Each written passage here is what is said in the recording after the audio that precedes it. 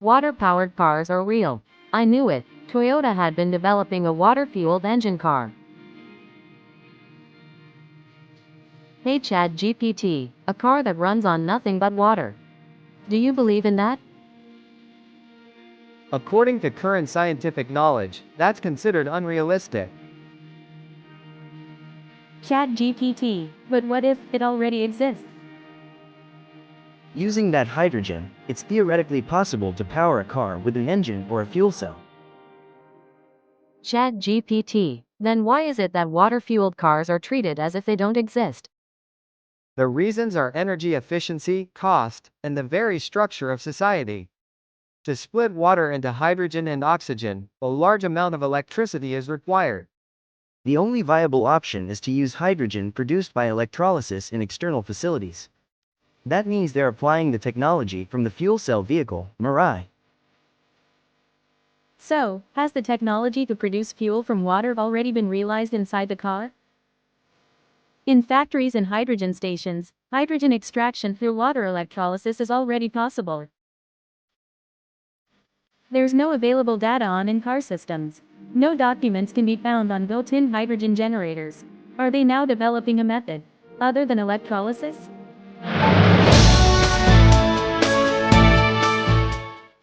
Important notice. From here on, you're entering the world of my own wild imagination.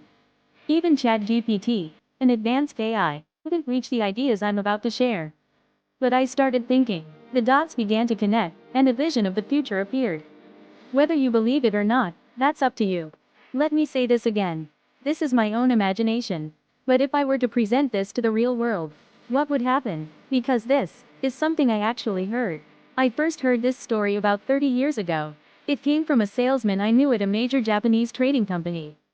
He told me about a researcher at a company in Wakayama. That researcher had a friend, an American scientist. And from that friend, he learned about a motorcycle that could run on water. So he secretly built one himself. He gathered a few young staff members, and together they created a prototype in a hidden workshop. They tested it, and the engine started. With water. So they moved to a closed-off field, hidden from view. They filled the fuel tank with water, kicked the starter a few times, and it came to life. The motorcycle raced around the ground smoothly. But then the engine started to heat up. It felt dangerous. So they shut it down. In the end, it ran around the field for several full laps, smoothly. They had built a working water engine. But then, everyone involved was told to stay silent. Absolutely no one was allowed to talk. The warning was clear, and very strict. But the rumor spread, fast. And then it began. The salesman from the trading company was fired. The researcher in Wakayama? He disappeared, without a trace. The few staff members who were there at the time, all went missing. To this day, no one knows what happened to them. 20 years later, the former salesman finally told me the story. This is a patented water splitting system that uses solar panels.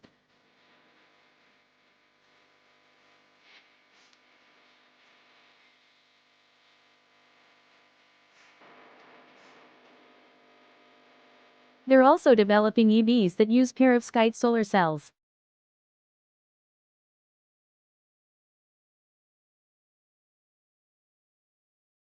They're also developing EVs that use perovskite solar cells.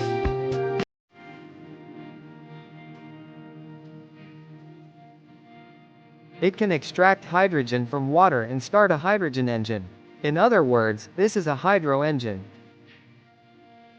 Solar panels, right pointing arrow control unit, right pointing arrow power converter, right pointing arrow water electrolysis stack, right pointing arrow hydrogen tank. A compact system that produces hydrogen from water, using only renewable energy. This patent was filed by Fujitsu. But is Toyota developing something similar, or perhaps, using this very system? What makes this system exceptional is its series connected water electrolysis cells. It monitors current fluctuations in each cell to detect abnormalities and optimize efficiency. The goal? Greater stability and safety in hydrogen production. And the result? Stable hydrogen supply for years. Let me say it again. This is all just my imagination. But what if I presented this to the real world? What do you think would happen? It's not that they're not doing it. It's that they're doing it, but can't reveal it. Why can't they make it public? What would happen if they released it now? It's not finished yet. It's still being tested, still under redevelopment. Let me explain, just a little. I won't say it again. I can't. So, here it is.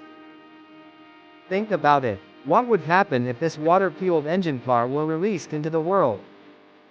What do you think would happen to gasoline sales in the oil industry? They would plummet drastically. Their countermeasure? Spend massive amounts of money to stop it, or buy the rights to sell it themselves. They might demand the profit of an entire car per unit. That would make it an insanely expensive vehicle. The power industry is expanding EV charging stations worldwide, but with this, they may no longer be needed. The existing EV industry, conventional EVs won't sell. In China, there's already something they call the graveyard of EVs. Under China's National Intelligence Law, Article 7 clearly states, all organizations and citizens shall support, assist, and cooperate with state intelligence work. What this law means is simple. Even if a Chinese citizen is living abroad, they are still legally required to provide information if the Chinese government demands it. That includes their company's developments and any technical knowledge they've seen or heard. Refusal could lead to punishment, or even pressure placed on their families. There's a real risk that confidential information will be stolen. Sadly, the Japanese government won't protect it. And if you ask what they'll do, all we get is another statement of regret. In conclusion, there is a legal system in China that forces citizens to submit any corporate or research secrets they acquire abroad to the state. For Japanese companies holding advanced technologies in hydrogen, batteries, semiconductors, and AI, this poses a serious security threat. Here's a proposal. For the development of this water-fueled engine car, why not give up on Japan and move it to America? Let me explain the advantages of shifting to the US in hydrogen, batteries, semiconductors, and AI. This poses a serious security threat. The advantages of moving development to the United States. 1. Better protection of confidential information, avoiding pressure from Chinese laws. In Japan, restrictions on access by Chinese nationals are vague, making full protection from China's national intelligence law nearly impossible. But in the US, development can be treated as a national security matter. With oversight from agencies like the FBI and DHS, there's a clear system to prevent leaks and protect key technologies. 2. The US has strong anti-espionage laws and export controls in place. Systems like the FARA Act, ITAR regulation, and the CFI-US framework are designed to protect sensitive technologies. In America, critical tech is treated as a national asset. That's a major difference compared to Japan, where even if technology is stolen, there's little the system can do to stop it. 3. The US offers a rich environment for research and field testing. In places like California, hydrogen stations and EV infrastructure are already being built. Collaboration is possible with world-class institutions like Stanford, MIT, and even NASA. The path to commercialization benefits from smooth cooperation between private industry, academia, and government. 4. Energy independence is a national strategy in the US. While Trump is skeptical of renewable energy, he strongly supports reducing dependence on foreign nations. Hydrogen engines help cut reliance on oil and lithium batteries, perfectly aligning with his agenda. And especially, he's eager to eliminate Chinese-made lithium batteries.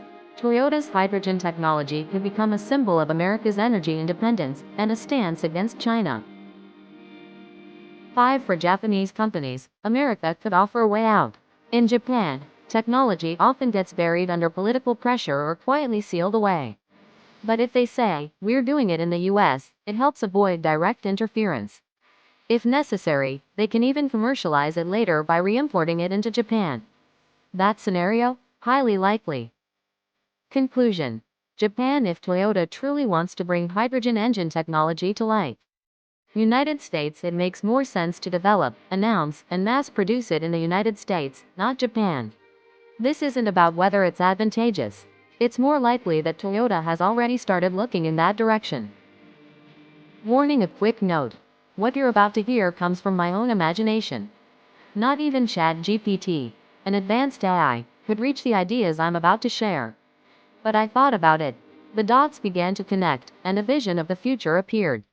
Whether you believe it or not, that's entirely up to you. Whether you believe it or not, is up to you. But if you enjoyed this, please like and subscribe.